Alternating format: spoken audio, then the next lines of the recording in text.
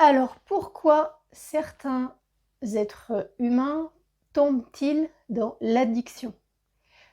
Qu'est-ce qui se joue à l'échelle de l'âme? Et comment un être peut-il rompre avec ses pratiques addictives? Et comment faire pour que ça soit efficace sur du long terme?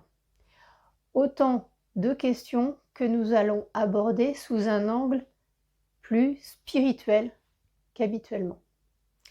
Alors bonjour Stéphanie, penseuse d'âme, bienvenue sur la chaîne Pansement de l'âme, une chaîne pour t'accompagner sur le chemin de guérison de ton âme. Alors l'ensemble du contenu de cette vidéo a été canalisé à partir des archives akashiques qui sont donc les mémoires de l'univers. Alors tout d'abord, pourquoi certaines personnes tombent-elles dans l'addiction? Donc là, 3 cas de figure.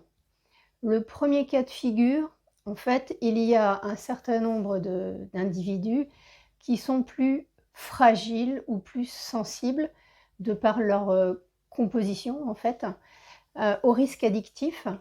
Et donc, il leur en faudra peu pour être addict.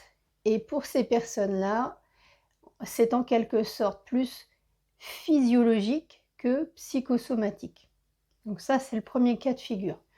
Le deuxième cas de figure, ce sont des êtres qui pourront devenir addicts du fait de mémoires qu'ils portent. Ces mémoires, qu'elles soient d'ordre karmique ou d'ordre transgénérationnel. Et donc, le risque addictif, dans ce cas de figure-là, il portera sur un risque ciblé, hein, en fait. Donc, ils ne risqueront pas de tomber addict en fait de n'importe quoi. S'ils ont une mémoire par rapport au tabac par exemple, eh bien ils pourront effectivement être addicts au tabac. Et troisième cas de figure, certaines addictions feront partie de l'expérience terrestre qui est souhaitée par l'âme. Donc là, rien à voir avec des mémoires, rien à voir avec le physiologique, c'est vraiment lié au parcours terrestre. Donc là, c'est un choix qui est fait finalement en amont de l'incarnation. Et donc l'addiction, là, elle aura vocation à être vécue pour qu'il y ait des compréhensions associées. Avec 2 cas de figure, hein, soit la personne dépassera son addiction et aura des compréhensions et donc une élévation d'âme, soit elle ne la dépassera pas, mais elle aura finalement quand même des compréhensions, voilà, avec peut-être une élévation d'âme ou pas. Voilà.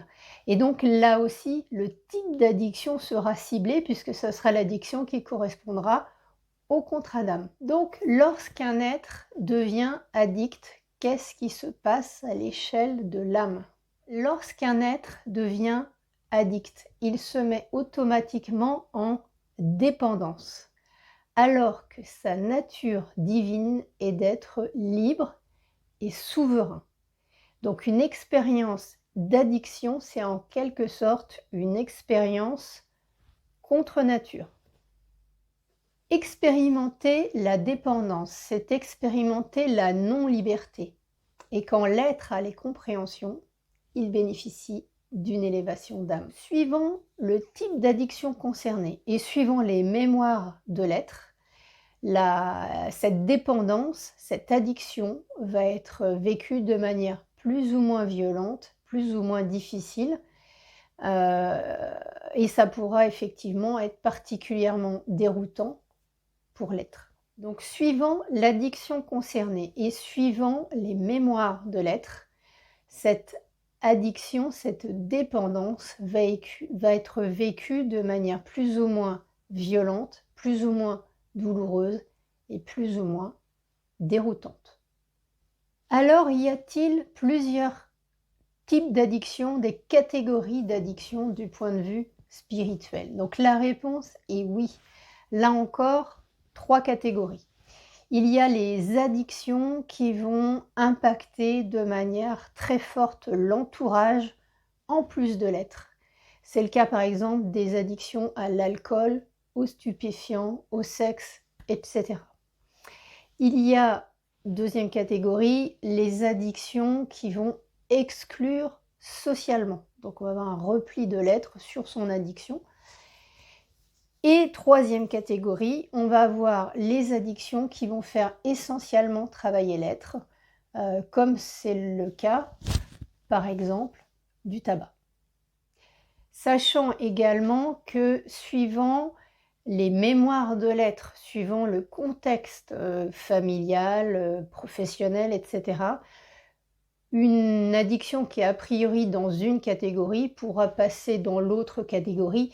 La séparation en fait entre les catégories, elle est relativement mince, hein. Là, ce sont des généralités. Alors ensuite, comment un être peut-il prendre conscience de son addiction? Alors la prise de conscience de son addiction, ce sera en réalité la première étape dans un chemin de guérison. Première étape significative. La seconde étape étant celle de décider au plus profond de lui-même de sortir de cette addiction. Et là, ce sont les étapes cruciales de l'élévation d'âme associée à l'expérience des addictions. Alors en réalité, seul l'être pourra décider d'être objectif ou non sur sa problématique. Dans le cas où il déciderait en fait quelque part de ne pas l'objectiver, eh bien en fait il restera dans l'inconscience, dans le déni, la fuite, et là il n'y a pas de délai. Ça peut être long, comme ça peut ne même pas aboutir dans la vie qui est la sienne. Donc là, la clarté de l'entourage autour de cette problématique seront aidantes pour lui. C'est-à-dire que, à l'inverse des tabous, ne pas en parler, ça ne le serait pas. Donc la bienveillance, l'ouverture seront des facteurs aidants pour l'être addictif. Il est entendu que la clarté et le fait que l'entourage objective donc la problématique et le fait qu'il pose des limites ou en tout cas qu'ils soient clairement exposés leur désaccord à subir en fait certains effets induits. Donc dialoguer avec l'être sera soutenant et à l'inverse, les non-dits, les sous-entendus, les critiques derrière son dos ne seront pas du tout aidants pour lui. Comment est-il possible d'agir à l'échelle de l'âme pour un être qui est dans l'addiction? Alors si l'addiction, elle fait partie du plan de vol, donc si c'est un choix d'incarnation qui a été fait donc en amont et que donc l'expérience doit être vécue par l'être, eh bien là, le bras de levier, il sera quasi nul, sauf à faire une renégociation du contrat d'âme. Donc ça, c'est possible. Alors ça peut se faire consciemment ou inconsciemment, hein, mais voilà.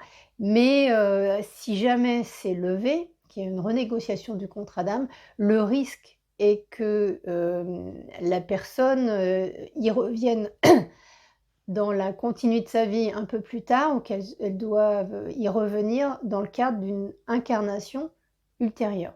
Si l'addiction, elle découle en fait de mémoires que portait l'être, qu'elle soit karmique ou transgénérationnelle, l'usage d'outils tels que les constellations familiales, les archives akashiques seront particulièrement aidantes pour l'être, sous réserve que celui-ci soit dans une intention réelle et sérieuse de se libérer de son addiction. Parce que ça va être l'élément déterminant.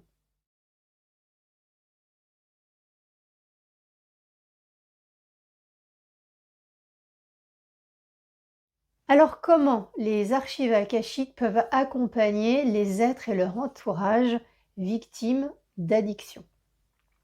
Alors pour les deux publics cibles, les archives akashiques permettront de personnaliser ce qui se joue dans l'addiction, quelle en est l'origine, pourquoi l'être en est là, qu'est-ce qu'il a à comprendre, etc. L'énergie des archives akashiques facilitera les compréhensions et donc les conscientisations qui sont associées ou associables à l'addiction. Donc les addictions ou les maladies, c'est comme le chemin de Compostelle, c'est le chemin qui compte, puisque derrière ces pathologies, en fait, il y a une recherche de l'âme, d'avoir des compréhensions pour avoir des élévations d'âme. Donc voilà pour cette nouvelle vidéo sur les pratiques addictives et ce qui se joue à l'échelle de l'âme. Donc cette vidéo vous a plu, je vous invite à la liker, à mettre des commentaires et à la partager. Et je vous dis à bientôt!